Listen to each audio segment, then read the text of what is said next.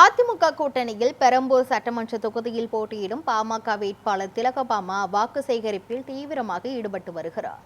மாம்பழ சின்னத்தில் போட்டியிடும் அவர் வீதி வீதியாக சென்று பொதுமக்களை நேரில் சந்தித்து ஆதரவை கோரி வருகிறார்.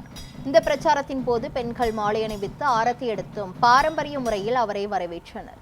மேலும் அவர் செல்லும் ஒவ்வொரு பகுதிகளிலும் மக்கள் திரண்டு வரவேற்று ஊர்வலமாக அழைத்து சென்றனர்.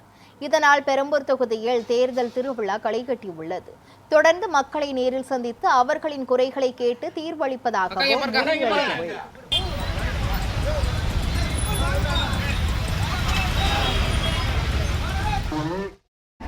ஒரு 5 ஆண்டுகளை தாருங்கள், நான் உங்களோடு இருந்து இந்த மக்கள் பணியாற்றுவதற்கு காத்திருக்கிறேன் என்று சொல்வதற்காக உங்களிடையே வந்திருக்கின்றேன்.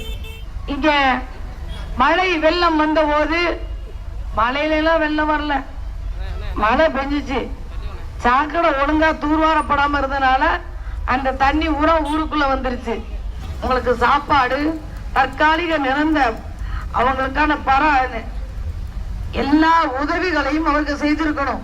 ஆனா இப்ப வரைக்கும் செய்யல. திமுகவின் இந்த 5 ஆண்டு ஆட்சியில் 4000 இருந்த குழந்தைகளுக்கு எதிரான வன்முறை 6000 மாறி இருக்கிறது. வாக்களியுங்கள். உங்கள் சின்னம்,